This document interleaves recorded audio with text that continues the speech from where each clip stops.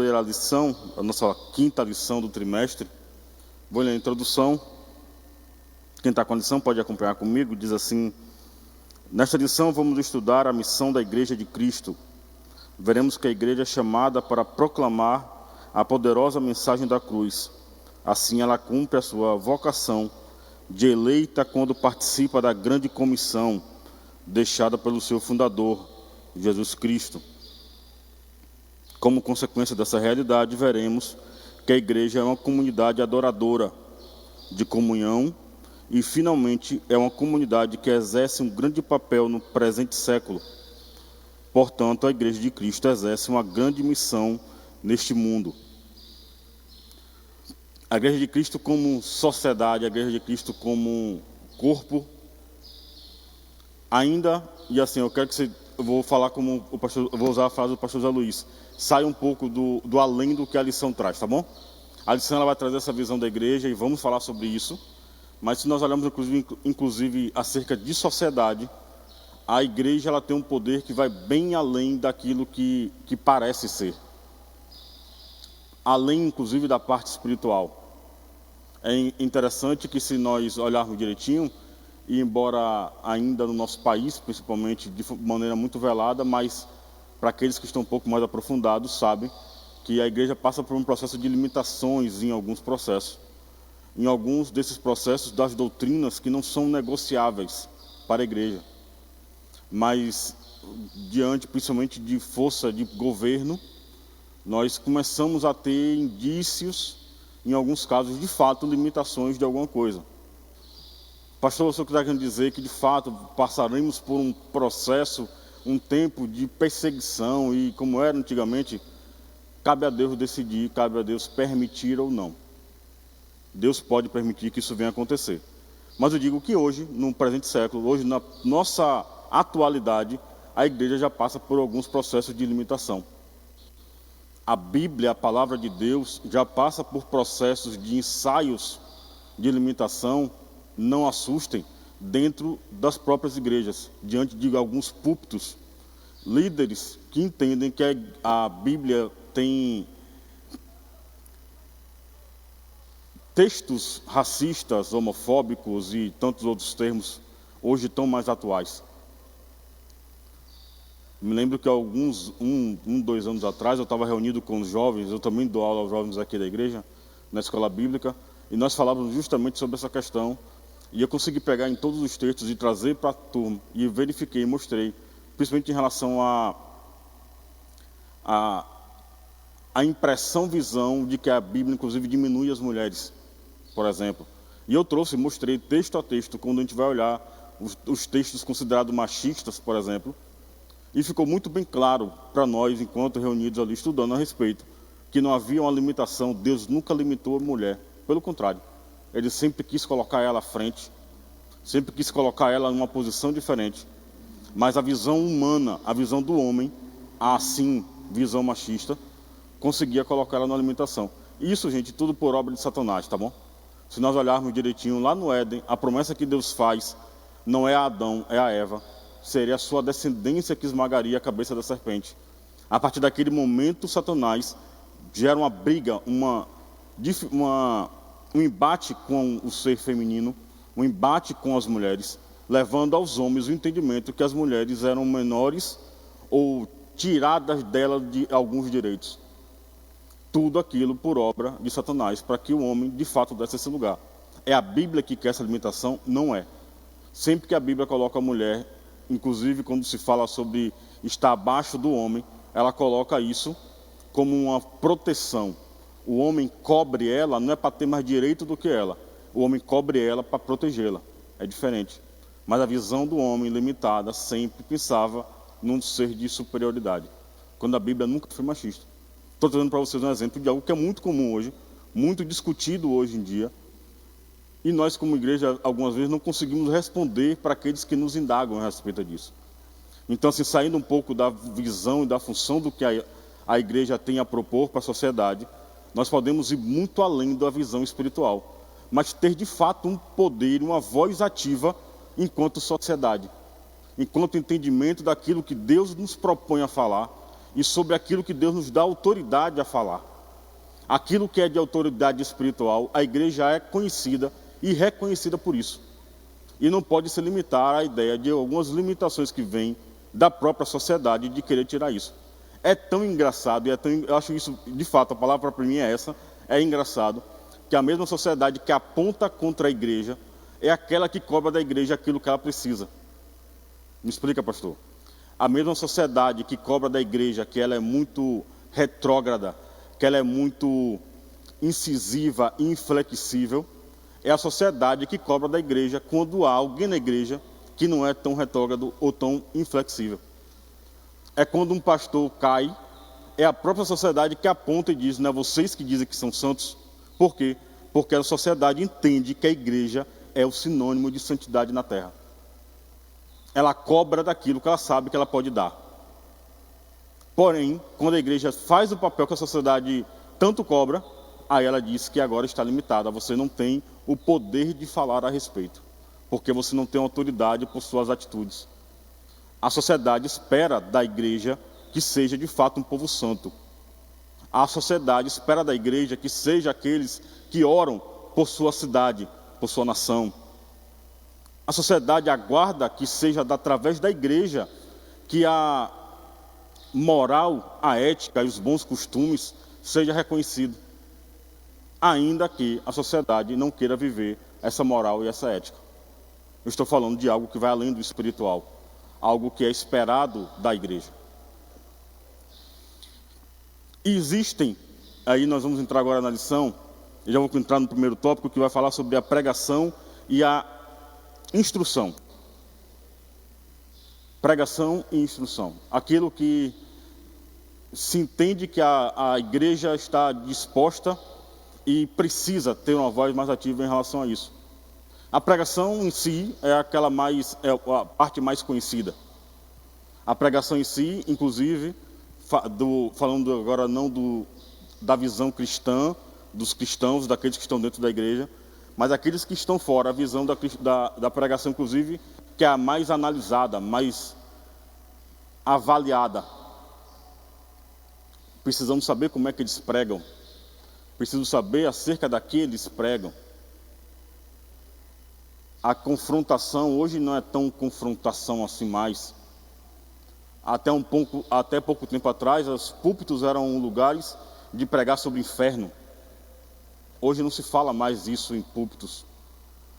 A pregação, até um tempo atrás, falava sobre a confrontação acerca de como um homem deve tratar sua família, cuidar dela. Hoje em dia não se fala mais assim. Fala-se do homem que precisa ser próspero para dar uma boa vida à sua casa, ainda que ele não saiba orar com seu filho. A pregação, até um pouco tempo atrás, falava de uma mulher que era submissa. Eu já falei isso aqui agora. Não a submissão enquanto menoridade, mas a submissão enquanto aquela que é cuidada e auxiliadora de uma missão dentro da própria casa. O pai exerce uma missão, a mãe ajuda a mesma missão. É um processo. Mas essas pregações, ainda que com cunho espiritual, entendemos que assim é, porque sabemos que as pregações durante os púlpitos, graças a Deus, pela maioria dos pastores ao menos, que se dão ao direito de ouvir a voz de Deus para transmiti-la à igreja, consequentemente, hoje, com a facilidade que temos, através principalmente de redes sociais, transmite também à sociedade, ainda que não cristão, alguns com seus aparelhos de celulares conseguem pregar ministrações facilmente, ainda que não precisem ter nenhum tipo de vínculo com a igreja em si, mas conseguem pegar esse tipo de informação. Em alguns desses, apenas os trechos que ajudam, apenas os trechos que cumprem com aquilo que o meu ser, o meu eu quer ouvir, mas que às vezes, quando confrontado, não é bem assim. É a sociedade ímpia que, quando ouve uma palavra de um pastor dizendo que ela será próspera e rica, recebe, ainda que nunca tenha entrado numa igreja evangélica. Mas é a mesma pessoa que, quando ouve um pastor falar, se converta, carrega sua cruz, busque uma igreja, busque a Cristo, busque a sua salvação, olhe e diz, eles são loucos. Não faz sentido isso que eles falam. Do mesmo púlpito pode sair as duas palavras, mas os ouvidos que o ouvem não recebem. A pregação é uma dessas principais características de avaliação da igreja. Eu estou tentando ao máximo sair um pouco, tá? Estou tentando ao máximo sair um pouco da nossa visão fechada enquanto púlpito, enquanto igreja, mas agora também vendo o que é que o outro vê da gente, o que é que o outro espera da gente.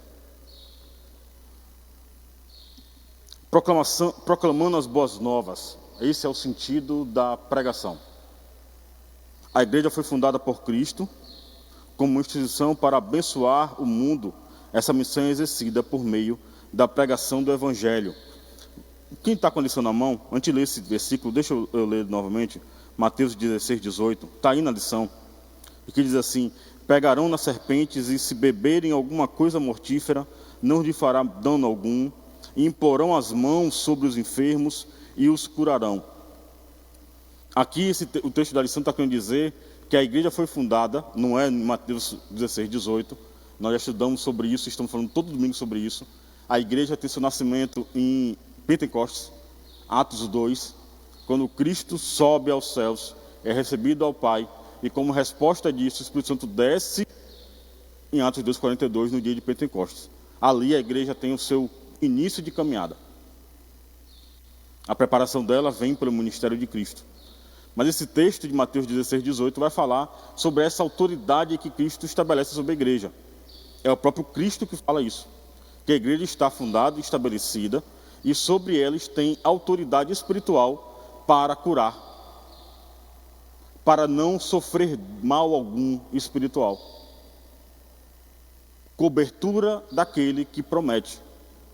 A igreja tem essa autoridade, a igreja tem esse direito. O sentido é falando agora sobre a pregação, a proclamação, o sentido é de um arauto que proclama algo. Arauto. O que é arauto? Arauto é um tipo de mensageiro. Geralmente é um mensageiro de um príncipe, um mensageiro de um rei. É aquele que traz a mensagem ao povo. Em alguns momentos da Bíblia vai falar sobre o arauto, aquele que traz uma mensagem sobre guerra. É aquele que vai trazer a informação. Uma trombeta toca e o arauto leva a mensagem ao povo que entrarão em guerra. Também sobre algumas informações acerca do povo. O arauto era aquele que ia para o meio do arraial, uma trombeta era tocada e todo o povo tinha atenção para ouvir aquilo que ele falava. Queria saber qual era a informação do rei. Queria saber qual era a informação daquele que deveria guiá-los. E aí me permitam, eu não pensei nisso enquanto estudava a lição, mas agora me veio uma pergunta retórica. Será que quando um arauto fala, nós de fato estamos dispostos a estar atentos a ouvir aquilo que ele fala? Ou será que um arauto precisa falar aquilo que nos agrada ser ouvido? Precisamos ter de fato a mente. Ontem eu estava lendo, aqui eu estava em reunião com a diaconia da nossa igreja, e eu fui trazer uma palavra para a diaconia, e antes de trazer a palavra eu li o texto de Ezequiel 33.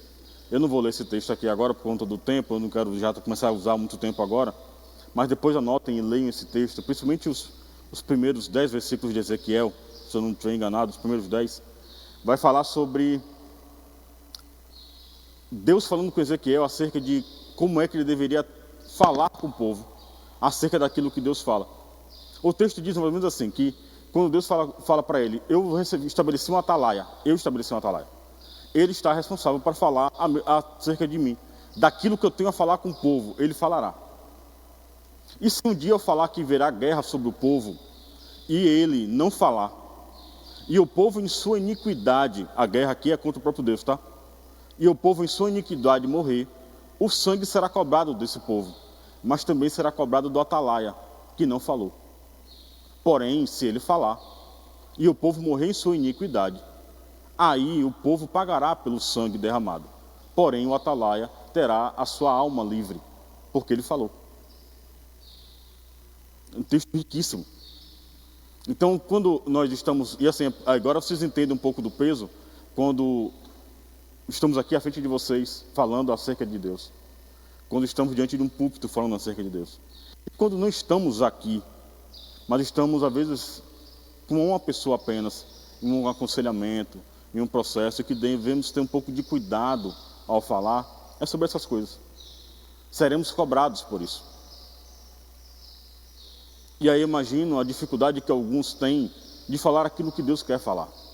Porque é duro, porque é difícil. Lembro agora de um pastor que ele conta um testemunho, que ele seminarista, ainda não era pastor. Ele está na sua igreja e o pastor dele chama ele e fala assim, ó, o filho da irmã fulana, ele morreu. Eu preciso que você vá e faça um culto fúnebre na casa da irmã. Mas deixa eu te explicar, o filho dela não era crente, ela era, ele não era. E ele morreu em um embate com um policial. Ele morreu, ele levou um tiro e morreu. Então vai lá e consola a irmã e faz um culto fúnebre.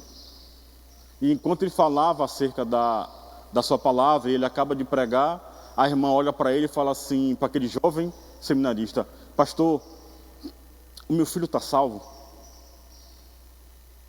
Era a mãe, querendo saber se o filho, que morreu em um embate com um policial, estaria salvo. E agora como é que o pastor fala com ela? Qual é a posição? Como é que o pastor consegue responder para ela uma pergunta dessa? E ele fala até, eu vejo esse testemunho, e ele fala rindo, ele fala assim, me fala qual de vocês teria coragem de falar para ela, minha irmã, é bem provável que ele está no inferno agora.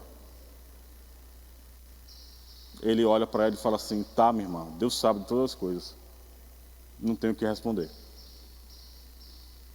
Mas às vezes tem palavras que precisam ser duras, precisam ser cobradas de fato.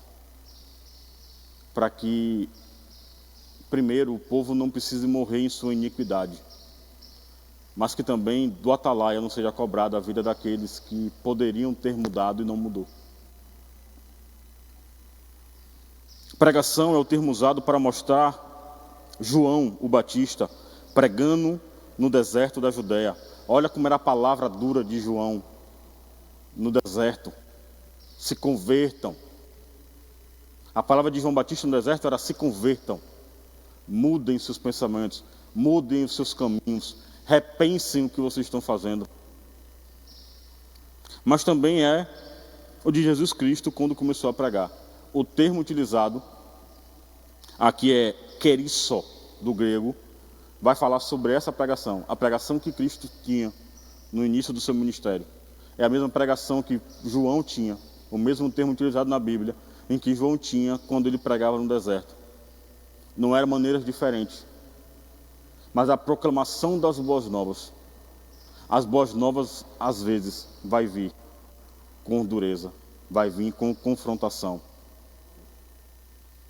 Mas assim como nós, limitados homens que somos, quando cobramos algo de alguém, é porque sabemos que ele tem disponibilidade de alcançar o ponto em que nós cobramos.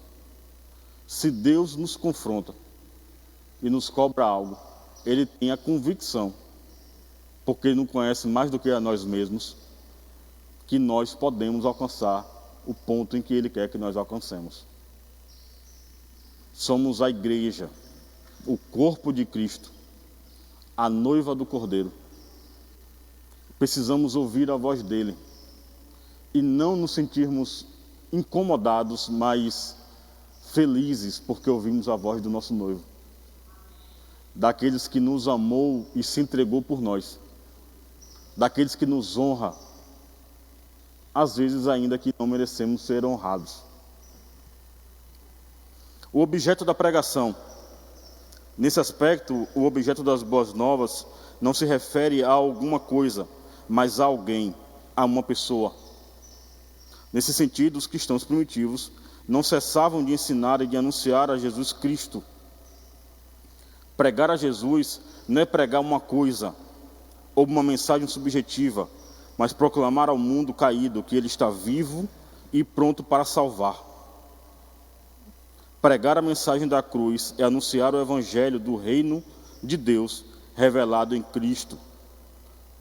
Abram suas Bíblias, por favor, Atos 8, 12.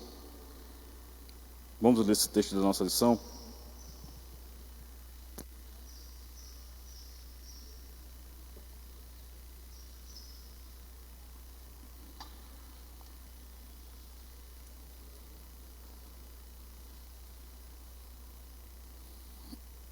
Atos 8, 12.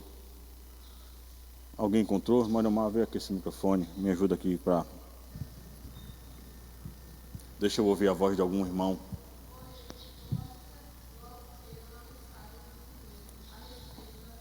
O microfone vai chegar aí.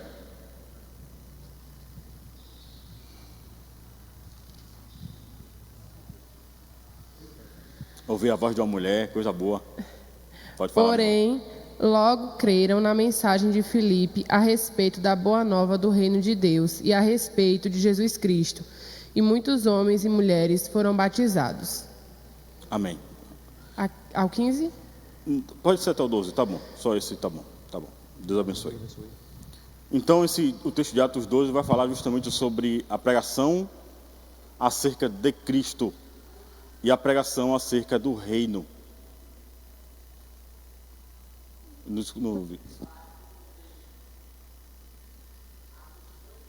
8:12.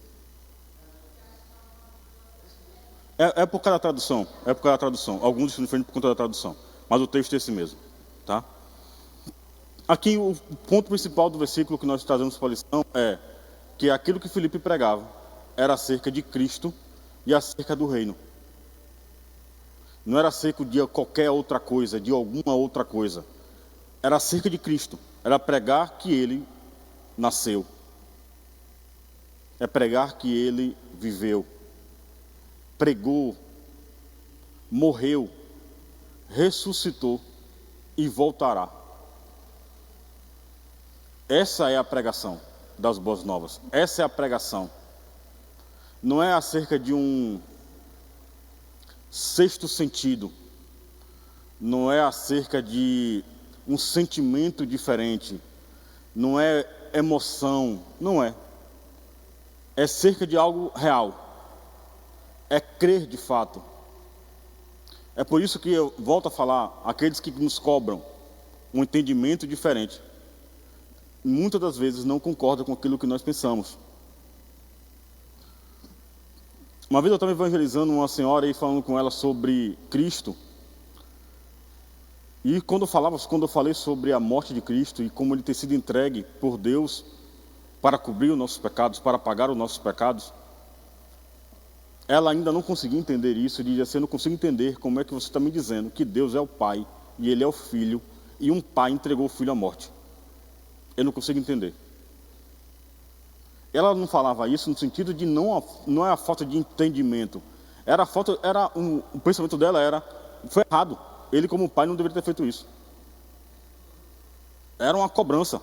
Como é que você quer que eu creia num Deus que foi capaz de entregar o próprio filho? Aí eu gosto de abusar. Aí eu olho para ela e ainda falo assim: e para você crer, você tem ideia de como é que ele fez algo que para você é desses olhos, ele não fez isso por sua causa. Você não concorda com aquilo que ele fez por você mesmo. Olha como a prova de amor dele para você vai além do que você pode ter a sua régua, como ele vai muito além da sua régua. Isso foi prova de amor por você. Isso foi para que você fosse salvo. Para que junto ao filho dele morto, você também pudesse ter uma eternidade salva na presença do próprio Deus, na presença do próprio Pai. Mas é aqueles que nos cobram, que falamos coisas que não faz sentido. É acerca desse Cristo que devemos pregar. E assim, não é maldade, mas assim, eu estou num ponto de que aqui é para ensinar, e eu preciso ensinar vocês isso, eu preciso conscientizar isso de vocês. Para aqueles que estão aqui, para aqueles que nos assistem. Nem sempre a palavra de Deus sobre sua vida vai ser de carro novo, de casa nova, de prosperidade e de riqueza.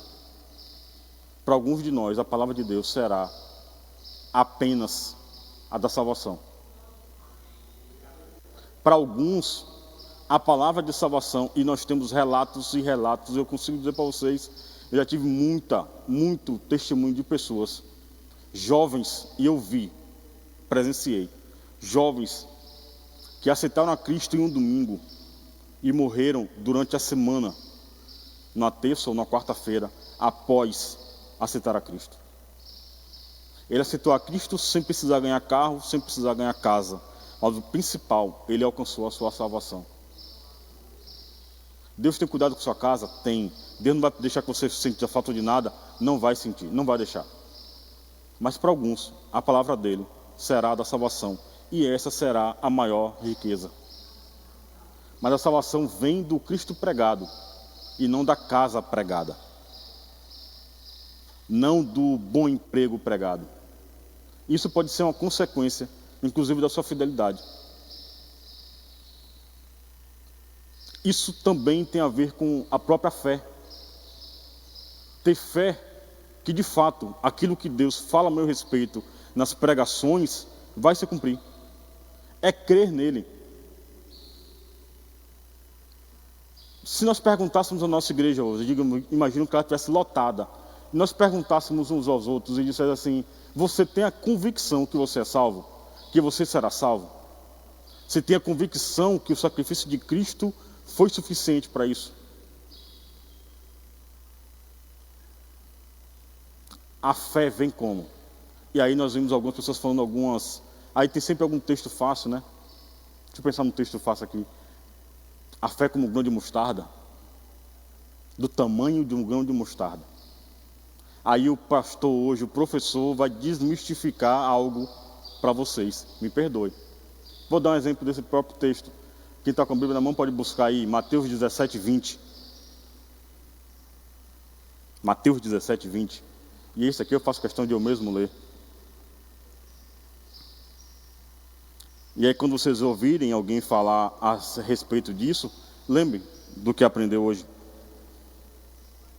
Mateus 17, 20 diz assim, ó: e Jesus lhe disse: por causa da vossa incredulidade, porque em verdade vos digo, que se tiverdes fé como um grão de mostarda, direis a este monte: passa daqui para acolá, e há de passar, e nada vos será impossível.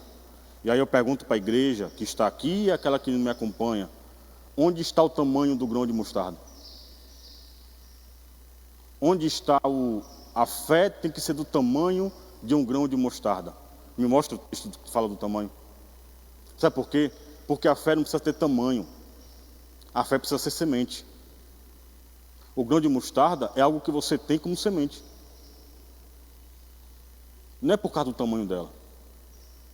Só que às vezes nós queremos uma fé do tamanho de uma árvore. Calma. A fé é como uma semente. Você vai semear naquilo que você ainda não viu, tendo fé e a certeza de que vai nascer. Quando um lavrador ele vai plantar, ele vai semear a terra, ele vai semear a semente e vai ter fé que a chuva virá e vai render fruto. Senão, ele não faria isso. A fé tem que ser assim. Pastor, o que é que tem a ver com a lição? Tem a ver que se você crer de fato que Cristo morreu por você, você tem a melhor das sementes. Não por conta do tamanho, até porque essa aqui seria a maior das sementes, mas porque você crê de fato nisso. É entender que na nossa pequenez, Deus fará com que isso germine e cresça como algo muito grande. Só que sabe o que acontece? A igreja não crê, e eu digo para vocês e provo. A igreja não crê que isso é verdade, não crê na própria salvação, porque aí nós entendemos que alguns entre nós, não na nossa igreja apenas, na igreja como um todo, não consegue falar do amor de Cristo, não consegue falar da salvação. Sabe por quê? Porque a semente continua sem germinar. A semente continua dentro da terra, escondida. Você não pode falar a respeito da salvação. Sabe por quê? Porque a sua semente ainda não deixou de ser germinada. Crer nisso é crer que Cristo de fato. E aí nós vamos assim: como é que eu creio nisso, pastor? Comece crendo no seu Salvador. Creia de fato em que ele nasceu. Creia de fato que ele nasceu de uma virgem. Creia de fato que ele foi um milagre. Creia que ele viveu. Creia que ele pregou. Creia naquilo que está escrito que ele pregou. Creia que ele morreu, mas creia e se alegre que ele ressuscitou. Creia e se alegre e se regozije na certeza que ele virá te encontrar. E aí a sua alegria de saber que ele virá te encontrar fará com que você esteja sempre preparado para ele. E aí quando a pessoa te vê, vai falar, você está diferente, o seu olho está diferente, o seu olho brilha quando fala dele. Sabe o que é isso? Está germinando. É por isso que às vezes o professor deixa os olhos lacrimejar, sabe por quê? Porque a semente continua germinando e aí precisa de um pouco mais de água para poder germinar um pouco mais. Deixe que os seus olhos germinem. Deixe que os seus olhos falem acerca dessa semente, para que outros também queiram um pouco dela. Isso é pregar o Evangelho. Isso é pregar as boas novas. Porque uma vez que a pessoa entende que Cristo é esse que vem, sabe que ele virá com um reino em que eu quero fazer parte. E você quer fazer parte dele? Isso é pregar o Evangelho. Mas pregar o Evangelho também é ensinar. Discipulando os convertidos. E a lição diz assim: pregar e proclamar é levar a palavra de Deus aos que estão do lado de fora da igreja, enquanto que discipular é instruir os que estão do lado de dentro da igreja. A igreja não é formada apenas por crentes, a igreja é formada por discípulos. Alguém pode estar na igreja local sem, contudo, ser um discípulo. Este é alguém que é capaz de produzir e passar para outrem o que aprendeu e vive por meio de Cristo Jesus. Continua na semente. Na nossa caminhada cristã, você tem que entender isso. Deixa eu explicar para vocês uma coisa. Nós temos uma caminhada cristã. Pense como as estações do ano. Você tem que saber em que processo você está. É as estações do ano que vai estabelecer qual é a fruta do seu tempo, o fruto da sua época. E aí eu quero perguntar para a igreja, uma pergunta retórica, responda para você mesmo. Em que ponto, em que estação você vai começar a dar fruto? Em que estação? Ou você vai ser sempre aquele que vai estar sempre sendo alimentado, mas nunca disposto a alimentar?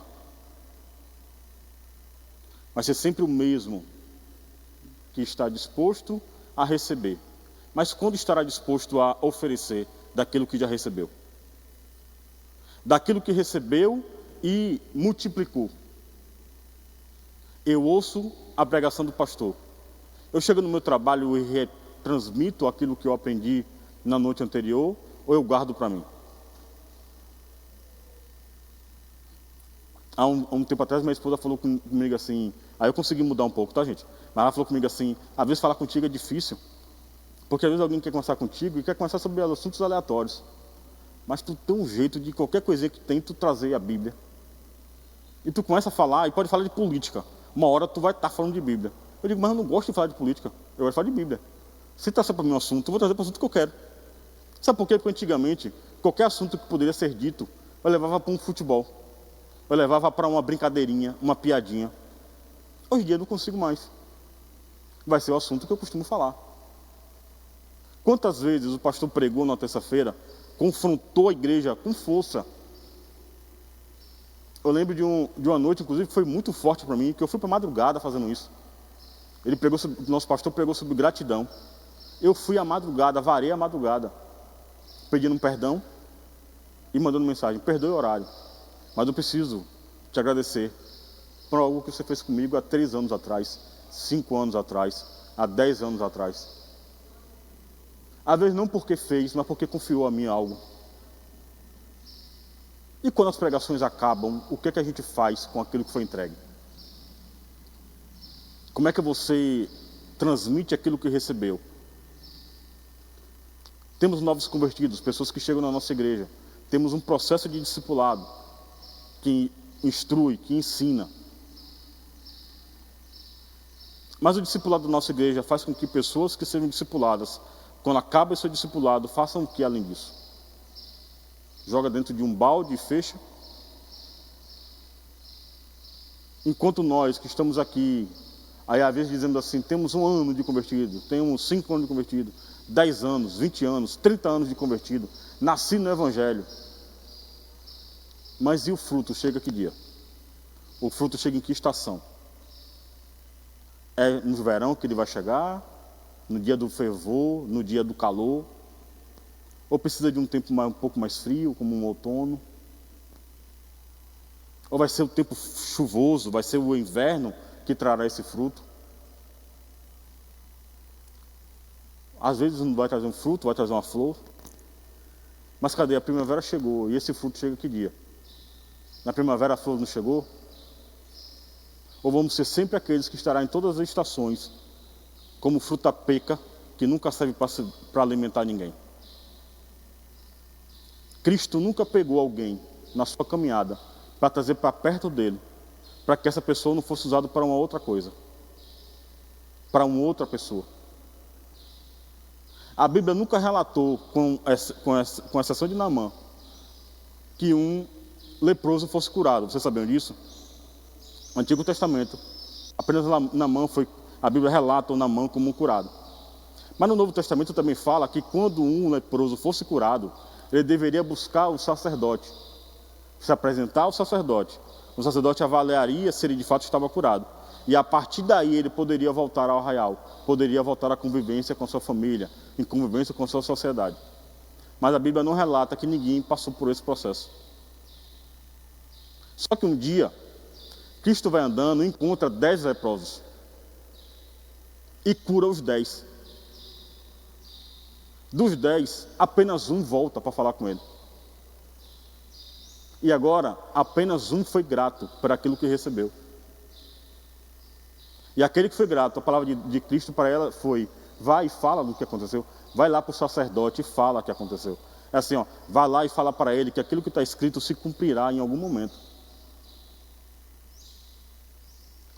Aquele leproso fez o papel de um pregador agora, para mostrar para ele assim, ó, creia, Cristo continua, Cristo está salvando, Deus está salvando através do seu Filho na terra. Crendo vocês ou não, Ele está salvando, Ele está curando. E nós, leprosos de pecado, aceitamos a Cristo, somos limpos e curados. E depois disso? Seremos um dos 9 que se retrai? Ou seremos aquele que estaremos dispostos a falar de fato daquilo que passamos? Confessarmos pecados, reconhecemos as nossas falhas e nossas limitações, mas sabemos que ainda que limitados, é Cristo que nos completa, é Ele que nos faz olhar e dizer assim: tenho certeza que fui errado, tenho certeza que pequei, mas eu tenho mais certeza ainda que aquele que me salvou, me curou do pecado, me livrou dele, e agora eu posso falar sobre isso. Você também pode ser curado dele, você também pode ser livre dele. O processo de discipulado também é o processo de cuidar do outro. A igreja está aí há 2000 anos na terra, são 2 milênios na terra. Nenhuma instituição conseguiu ir tão além como a igreja é. Mas para que isso continue passando adiante, precisamos entender em que estação nós vamos dar fruto. Em que ponto nós daremos fruto? Pense bem. Qual é a estação que você precisa dar fruto? Será que de fato não chegou o tempo para isso? É incrível que as pregações do pastor na terça-feira têm sido acerca disso. Não sermos acomodados, sentados e aguardando receber um prato na mão. Mas que sejamos aquele que vai fazer com que o cheiro do prato consiga exalar no lugar que nós estamos, para que outros sintam a mesma fome.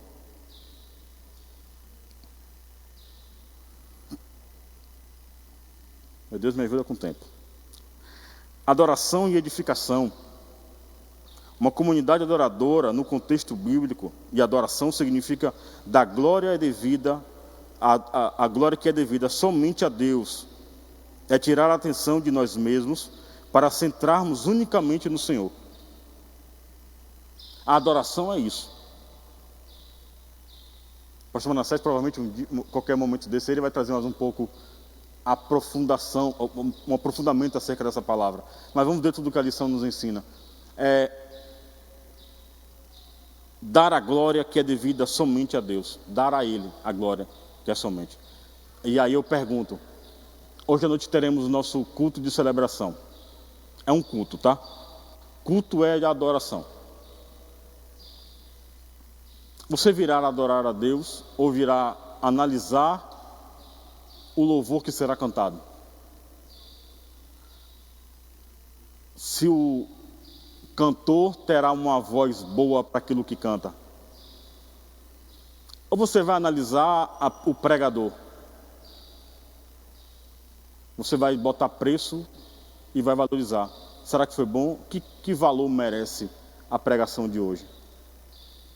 O que foi que ela me proporcionou para isso? A pregação passa a ser palestra porque agora precisa agradar aquele que ouve. Deixa eu falar para vocês, pregação não é para agradar aquele que ouve. Pregação é para nós ouvirmos aquele que estamos cultuando. Culto a Deus deveria ser aquele lugar que nós viemos, ainda que estejamos com nossas preocupações. Mas aqui as nossas atenções devem ser voltadas para Ele. Totalmente para Ele. Todo louvor é para Ele. Quando olharmos para o nosso lado e vemos um irmão desafinado cantando, nós precisamos entender que ele está adorando e não sermos aquele que vai julgar ele para isso. Deveria falar mais baixo, porque a voz me incomoda. Você não está aqui para ser acomodado, você está aqui para cultuar. Você não está aqui para avaliar a pregação. Essa pregação merece, essa pregação não merece. Você está aqui para ouvir aquilo que Deus, durante um dia, às vezes uma semana, às vezes um mês, falou com uma pessoa, para que naquela noite falasse com você.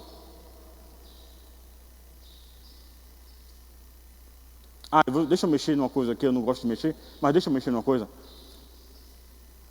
Culto vem da mesma raiz da palavra cultura. Vamos falar de dízimo e oferta? Você tem cultura de entregar dízimo e oferta? Porque cultura é isso, é prestar culto. Se no seu culto você tem a cultura de ofertar e entregar dízimos, você não se sente incomodado na hora do ofertório. Sabe por que boa parte de nós sai na hora do ofertório? É porque não temos a cultura de valorizar isso. Sabe por quê? Porque no terreiro de candomblé, a cultura é entregar despachos. E ninguém se incomoda em fazer isso. Ninguém se incomoda em pegar o seu dinheiro, em comprar tachos e velas e o que quer que seja, e colocar em lugares na cidade. Mas trazer aquilo que Deus confiou a você, parte daquilo, para um gasofilácio, incomoda. Porque eu vou estar sustentando o pastor. Precisamos ouvir o que a sociedade fala, ou que você tem a noção que fala, daquilo que você de fato ouve. Leva o microfone ali para a irmã.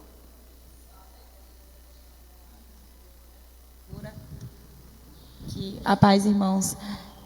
Que não só, o gasto não é só com comprar um tacho, ou uma vela, ou uma pipoca, ou seja lá o alimento que vai ser colocado, né? As pessoas pagam muito caro, às vezes, para a pessoa que faz isso fazer aquilo, né?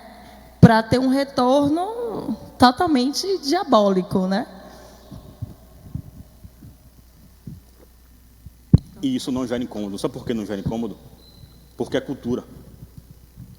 Mas na igreja, a cultura do dízimo e da oferta, eu não estou pedindo para você entregar dízimo e oferta não, tá? Estou trazendo para vocês um ensinamento. Cultura e culto têm a mesma raiz da palavra. Culto e cultura. É cultura na nossa igreja falar em línguas? Se é cultura, não me incomoda. Porque eu estou prestando culto a Deus. E no meu culto, isto é normal. Temos uma igreja, aí tem alguém que nos visita que é de uma igreja mais conservadora, que não crê no falar em línguas. A cultura dele na sua igreja é de ouvir alguém falando em línguas? Não é, por isso incomoda. Mas o culto a Deus deve ser considerado como uma cultura, e cultura não traz peso, porque é normal, acontece. É cultura na sua casa, aí eu vou sair do dízimo e oferta para não incomodar mais, mas assim, é cultura na sua casa, no seu almoço, orar pelo almoço, orar pelo seu alimento, é normal, é cultura. Será que se eu convidar você para almoçar na minha casa, você vai se sentir constrangido de ver um menino de 7 anos orando pelo lanche dele? Porque na minha casa isso vai acontecer. Eu peço a Deus que a ingenuidade do meu filho de 7 anos não mude ele tão cedo. Porque tem coisas que eu não tenho coragem de fazer, mas ele tem. Quem vai na minha casa sabe do que eu estou falando. Eu não preciso chegar para o meu filho, entregar para ele um lanche e falar com ele ora. Eu não preciso falar. Mas deixa eu te falar uma coisa, se você chegar lá e for comer e não orar, ele vai te cobrar. Você orou antes? Você orou em silêncio, foi? Ele vai perguntar. Sabe por quê? Porque é cultura. A cultura dele é essa. Mas gera incômodo quando não é mais a minha cultura. Sabe por quê? Porque o meu culto não se restringe ao horário em que eu chego e saio. O meu culto é da minha vida.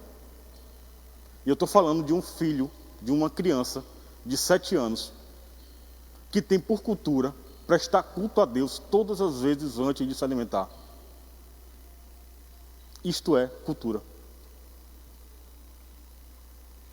Isto é adoração. A cultura da adoração. É render a Deus graça para aquilo que Ele merece, que só Ele merece. O culto não é para que você se sinta agraciado pela presença dEle. Olha que honra de Deus me receber em sua casa. Não. É a gratidão de saber que Ele te trouxe até aqui. Que Ele vai te levar no seu culto, onde quer que seja hoje. Talvez agora. A adoração tem a ver com o nosso serviço a Deus. Não é algo que se faz apenas no momento do culto, público ou privativamente. Tem a ver com nossa maneira de ser, agir e viver. É viver a vida para Deus. Viver a vida para Deus. O meu culto tem que ser na minha casa quando eu acordo, no meu trabalho durante o dia, na minha casa no meu retorno, na minha igreja, na casa da minha mãe quando eu vou visitá-la, na casa do meu pai, dos meus vizinhos. O culto a Deus não pode ser restrito a tempo, a horário. Porque minha adoração não pode ter tempo para Deus. Não tem horário para Deus. Até porque assim, vamos falar, né? É injusto. A todo momento nós queremos Deus perto de nós. Mas será que a todo momento nós nos colocamos diante dEle? Nos permitimos estar diante dEle? Ou só queremos Ele perto quando nos convém Ele perto? Uma comunidade edificadora, a igreja é uma comunidade proclamadora, adoradora e edificadora. É como eu falei no início, existem termos para a igreja que a sociedade espera que ela atue. Uma delas é a comunidade proclamadora. Tenha certeza disso. Se a igreja se calar por completo, a sociedade sentirá a falta. E isso vai acontecer. Quando a igreja for arrebatada e essa igreja se calar, no mundo haverá um desespero, porque muitos buscarão aqueles que proclamavam, mas que nunca foram ouvidos. Esse será um dos maiores desesperos. Nós falamos assim sobre guerra, sobre morte, sobre peste. E sobre aqueles que estão afastados, que visitavam igrejas, mas que nunca se entregaram de fato, genuinamente a Cristo. E de repente vê a igreja sendo arrebatada, saindo da terra. E olhar e dizer assim, agora, quem eu vou procurar? Cadê aquele pastor chato da praça, que pregava ao vento, e eu olhava e fazia a chacota dele? Cadê aquele irmão da igreja, que era meu vizinho, e queria me chamar para um culto na casa dele, e eu nunca aceitava? Porque a igreja é proclamadora. Esse é o papel dela. A igreja é adoradora. A igreja é aquela que entoa louvores com o coração partido, quebrantado e entregue a esse Deus. Não é aquela que canta pela mulher que traiu, não é aquela que canta pelo homem que foi em busca de outra, não.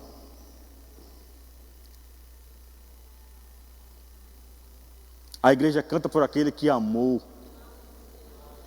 A igreja canta e celebra por aquele que deu a própria vida por ela. Por aquele que voltou e está no meio de nós e faz questão de nós. Para aquele que não nos traiu, mas por aquele que nos ama. E ainda que nós venhamos a trair Ele, Ele está disposto a perdoar e a receber de volta. É para Ele que nós cantamos, é para Ele que nós adoramos. Mas também a igreja que edifica. É aquela que precisa levantar prédios. Como assim, pastor? É aquela que não pode ficar raso. É aquela que não pode ficar escondida. É aquela que não é alicerce, que precisa ficar embaixo para que ninguém veja. Não. Ela é aquela que precisa ser mostrada. Ela tem que ser aquela melhor dos prédios. Ela é aquela que tem que ter a sua voz falando alto. Edificando famílias. Edificando a sociedade. O que é a igreja senão famílias reunidas? Na sua casa, imagina a sua rua. Cada casa daquela é uma família. Imagina se cada casa daquela fosse uma casa crente. O que é que falta para fazer isso? Eu preciso construir uma casa para isso? Não. Eu preciso edificar aquela casa que ainda não é crente. Não é falando de paredes. É falando sobre trazer sustentação. É fazer-los ser mostrados como aqueles que de fato apresentam o que são. É como aquela casa destruída, abandonada, e que de repente você vem falar de Cristo para ela.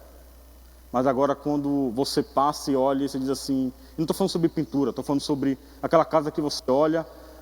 Eu vou dar exemplos mais simples. Aquela casa que hoje no domingo à tarde vai estar com som alto, cantando e bebendo e farreando. E de repente você vai passar um dia e vai ver, porque você foi lá falar de Cristo para ela. Você um dia vai ver o louvor cantando lá dentro. Porque você sabe, quando o louvor estiver tocando lá dentro, haverá um pai diferente, uma mãe diferente, um filho diferente. Isso é uma casa edificada. A família tem que ser essa que edifica a casa. A igreja é aquela que ajuda a uma casa a ser edificada. No primeiro sentido usado por Jesus em referência à casa edificada sobre a rocha. Essa é a casa edificada. É aquela que, independente das suas paredes frágeis ou não, ela está solidificada na rocha. É isso que Cristo nos ensina. No segundo sentido, em Efésios 4:12, nessa última referência, o apóstolo Paulo diz que Deus pôs a igreja dos apóstolos, os profetas, os evangelistas, os pastores e mestres, para a edificação do corpo de Cristo. Esse, por exemplo, é o objetivo dos dons espirituais, trazer edificação à igreja. É por isso que quando fala assim, fala em línguas, se você fala para você, edifica a si mesmo. Mas quando você fala para a igreja, edifica a igreja. Esses são os dons espirituais. É por isso que é estabelecido por Deus, líderes, pastores, evangelistas, homens que são usados. Mas deixa eu falar para vocês, não fiquem restritos a cargos, aos termos pastores e evangelistas. Aí entra numa limitação que nós começamos, o pastor Zé falou, antes da lição acabar, a visão do tem que ser pastor e evangelista. Não. Você experimenta de Cristo? Você experimenta da graça? Você experimenta da salvação? Então você tem autoridade para isso. Você tem acesso aos dons espirituais, ao fruto do Espírito. Você pode ajudar a edificar uma casa. Colocar ela, tirar ela de um lugar de areia que pode cair a qualquer momento. Porque aquele mesmo homem que está em casa hoje, na sua casa, com seus filhos e sua esposa, bebendo e ouvindo, a própria música pode levá-lo a um pecado. Você sabia disso? A própria música que ele ouve pode trazer a ele o desejo de algo que possa levar a um pecado. Isso é uma casa na areia. mas quando nós tiramos ela e colocamos ela numa rocha firme, mostrando como é que deve ser feito, com os dons que Deus nos dá, ela se coloca como uma casa edificada na rocha, firme e sustentada por aquele que pode sustentar. Vamos lá, que o tempo não me ajuda. Comunhão e socialização é na esfera fraternal. Um dos pilares da igreja primitiva estava na comunhão. Atos 2:42. Texto conhecido e muito conhecido. A palavra grega koinonia, traduzida aqui como comunhão. Aí eu vou fazer uma brincadeira igual o pastor fala. Não é comunhão. Arranhando uns aos outros, não. É comunhão. É fazer questão de estar perto. Fazer questão de estar junto. E estar junto não é sentar ao lado apenas. Ontem, na minha reunião com a diaconia, eu trouxe um texto, falando de Efésios também, falando sobre a armadura de Deus. E antes eu falei algo que eu vi alguns olhares do tipo assim, onde é que ele vai chegar com isso? Quando eu falo sobre a armadura de Deus, eu falo sobre uma peça. Quando eu falei sobre a questão do escudo, e eu falei assim, é escudo da fé. Você sabia que o escudo da fé fala sobre comunhão? Não. Como é que pode ser, pastor? Parece que os olhares falavam comigo. Como é que pode ser? Escudo da fé falar sobre comunhão. Os soldados romanos se reuniam nas batalhas e uniam os seus escudos. Chamava formação tartaruga.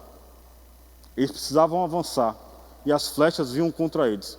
E para se protegerem, eles se uniam e se fechavam. E caminhavam como uma tartaruga para não permitir que esses escudos, que essas flechas o alcançassem. Isto é estar junto, isto é comunhão. Mas às vezes na nossa igreja, nós não queremos estar próximo de alguém.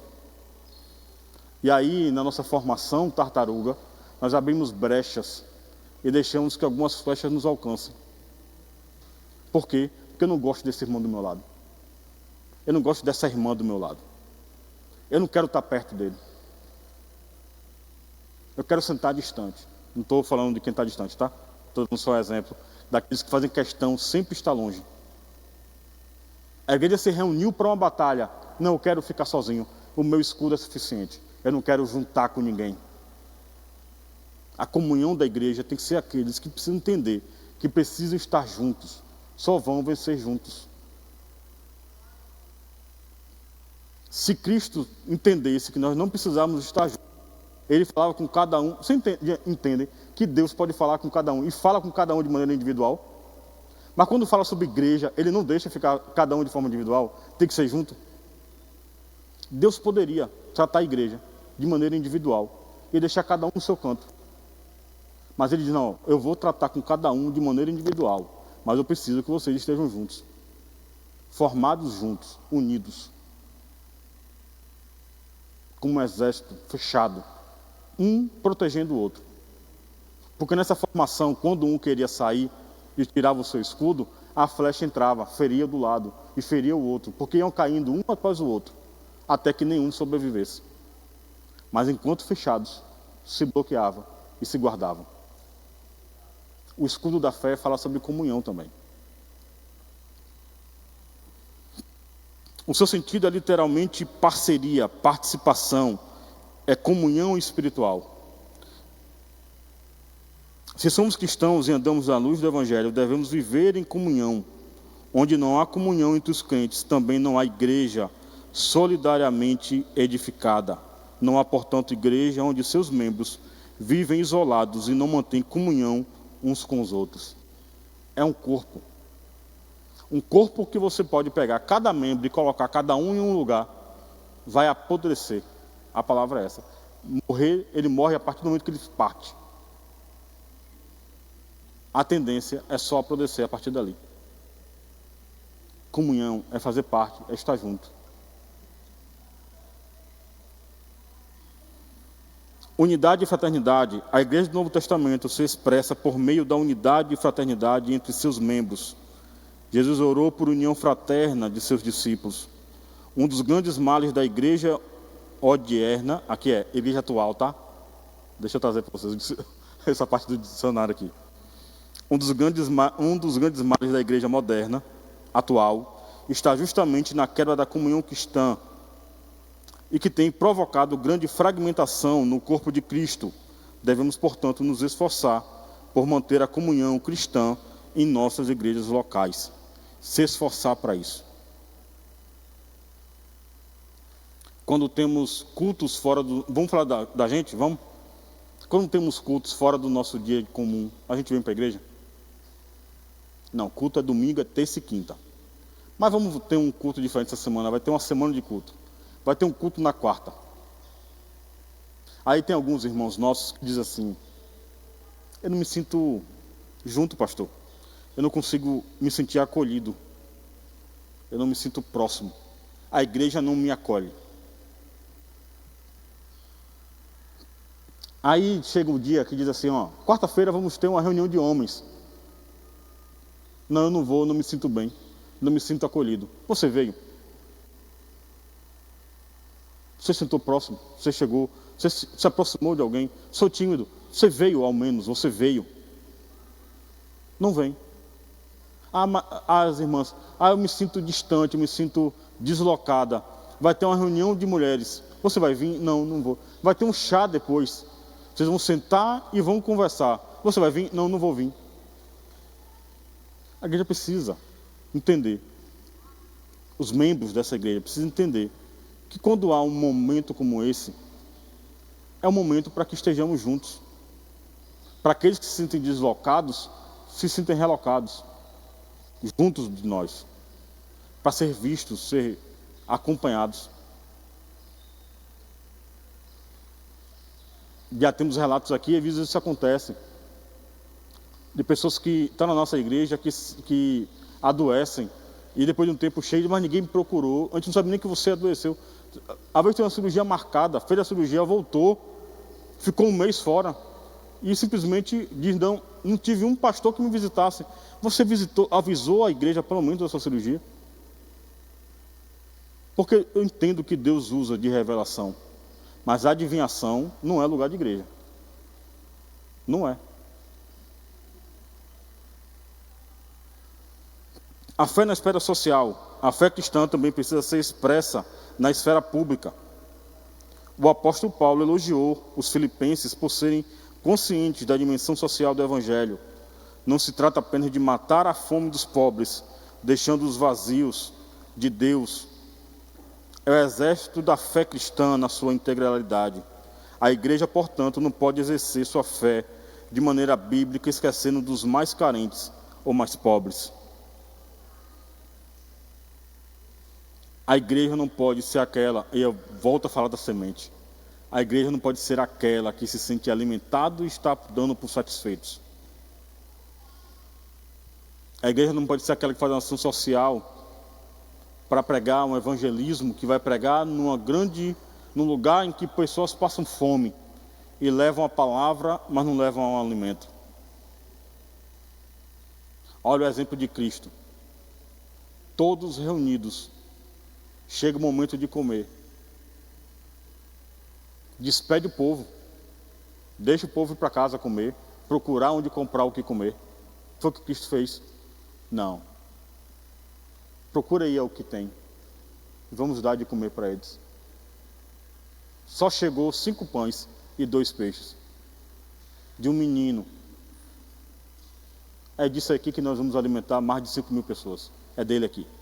Traz e vamos alimentar. Jesus tinha passado um tempo curando, fazendo milagres e pregando naquele dia. Mas não poderia dispensar o povo com fome. A igreja precisa ter um poder social, uma ação social mais firme. E às vezes não precisa ser tão visível assim. E eu vou dizer para vocês, digo isso porque estou próximo da igreja. Nem sempre é. Durante o dia, os pastores estão aqui durante a semana. E eu sei que chegam irmãos precisando de algum alimento, precisando de alguma ajuda financeira. E eu sei que eles são atendidos. Mas isso não é dito em púlpito. Até porque não precisamos expor aquele que ajudamos. Este não é o papel da igreja. Só que às vezes não falar que fazemos, passa a impressão que não fazemos. Às vezes, proteger o que precisa faz nos parecer que olhamos e fazemos pouco caso. Mas a igreja, como um todo, precisa entender que precisa também ajudar. Temos uma igreja aí de mais de 2.000 pessoas, às vezes, em cultos. E que até para dar um dízimo e oferta é difícil. Mas sabemos que alguns não têm para isso. E a igreja se coloca à disposição para ajudar quando pode. Dentro da sua limitação, Mas vamos além agora, vamos sair dentro da igreja. E quando nós vemos pessoas que precisam, que não é crente, e nós olhamos e dizemos assim, não é crente, eu não tenho a obrigação de ajudar. Mas a pessoa sabe que você é crente. Vai olhar para você e vai dizer assim, ó, não fala de Cristo, não é da igreja, não é crente, não fala do bem ao próximo. E por que na hora que tem alguém com fome não faz nada? Que bem ao próximo é esse? Algumas igrejas que fazem, por conta da sua placa, da sua denominação, é a igreja X que fez, é a igreja tal que fez. Não, a igreja é o corpo de Cristo. Quando a igreja faz em nome de Cristo. Aí a lição faz uma pergunta aqui que eu acho sensacional. Ela fala assim, que modelo de igreja somos quando poucos têm muito e muitos têm tão pouco? O apóstolo Paulo exorta a igreja para atentar sobre esse fato. O apóstolo Tiago, correção. Na igreja em que tão poucos têm tanto e tantos têm tão pouco. Será que essas prosperidades que tanto buscamos era para termos ela guardada em nós, guardada para nós, ou às vezes é uma confiança que Deus nos dá para ajudar aquele que está do nosso lado? Mas nós não conseguimos ajudar porque não conseguimos nem perdoar às vezes. Nem o perdão é difícil liberar, quanto mais uma ajuda financeira para alguém ou algo do tipo. Uma vez eu estava num culto aqui com alguns jovens, na reunião de oração, e eu peguei e falei para eles assim, não deixe que ninguém dê, não deixe que Deus, o milagre que Deus te trouxe, ninguém bote valor para ele, porque tem milagre que custa muito baixo. Deus não vai fazer, nem todo milagre vai ser dito em cima de um trio. Vai ter milagres que vai ser no seu interior, vai ser no seu íntimo. E o valor vai de você. E aí um jovem se levantou e falou assim, não creio nisso, meu irmão. Acredito que Deus não faz milagre pequeno, milagre tem que ser grande. Aí eu falei com ele, isso foi na sexta-feira, 10 horas da noite, 10, 11 da noite. Aí eu falei com ele, você sabia, meu irmão, que existem famílias hoje que vão dormir com fome? Você sabia que hoje um milagre na casa de uma mãe que está vendo seus filhos dormirem com fome seria um saco de pão? Se eu pegasse um saco de pão, R$10, comprasse pão, batesse na porta e entregasse, para ela seria o maior dos milagres. Não é uma padaria. Eu estou falando de um saco de pão, de uma mãe que está vendo os filhos dormirem com fome.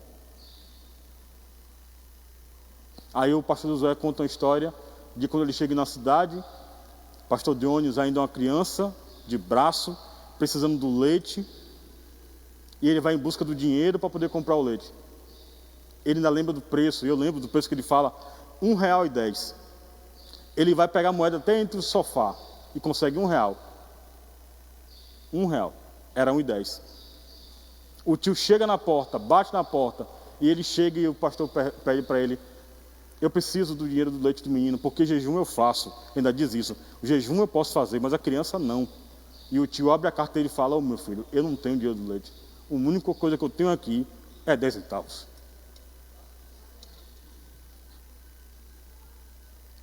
É 10 centavos. Eu sei o que é limitação, eu já passei por limitação. E eu sei às vezes o que é um milagre de 10 centavos. Eu sei o que é. mas era um milagre de 10 centavos. Aí dizendo assim, não, mas Deus só pode fazer se for muito. O milagre é quando Deus diz assim, ó, sabe o que é milagre? É quando Deus olha para você e fala assim, ó, estou aqui do teu lado. Eu vou te confirmar que eu estou do teu lado. Ainda que às vezes seja com uma moedinha de 10 centavos. Às vezes seja com um pão. A irmã pediu a palavra? A irmã que pediu a palavra? Não? Eu vou ler a conclusão do livro, da revista, tá? O tempo já não me ajuda mesmo. Concluindo, vimos que a Igreja de Cristo tem uma grande missão aqui na terra. Ela foi chamada para ser sal e luz. Como sal, ela salgará o mundo com a mensagem da cruz em uma sociedade que está corrompida pelo engano do pecado. Como luz, ela resplandecerá nas densas trevas que cobrem o mundo sem Deus. Ao mostrar Jesus Cristo ao mundo perdido, produzir discípulos e transformá-los em adoradores, a igreja cumpre com a missão para a qual foi chamada. Você quer saber qual missão você foi chamado? Qual missão você foi chamada? Deixa eu repetir. Ao mostrar Jesus Cristo ao mundo perdido, produz discípulos e torná-los em adoradores. É falar do Cristo. É daqueles que aceitaram a Cristo agora serem cuidados, ensinados. E aqueles que estão ensinados, chegará um tempo que serão quem ensinará. Será aqueles que estarão ensinando, cuidando do outro, como na estação própria. E eu concluo e faço uma pergunta retórica. E se respondam. Em que estação você vai dar o seu fruto? Qual será a estação? Iniciamos um ano. Temos em 2024 4 estações à disposição para que você escolha em qual delas você vai ter. Não, pastor, eu ainda não consigo. Deixa eu falar para você, tem 4 estações ainda. Você pode se preparar hoje. Você pode procurar alguém e dizer, pastor, procurar um dos pastores, procurar alguém que você conheça aqui. Pastor, eu quero ser aquele que vai dar fruto. E eu tenho uma possibilidade de ajudar nessa área. Não quero mais ser aquele que fica sentado, sendo alimentado e não ajuda o outro. Porque eu sou igreja. Preciso falar de Cristo. Preciso germinar minha semente de mostarda. Não pelo tamanho dela, mas porque eu tenho fé que ela vai gerar fruto. Amém?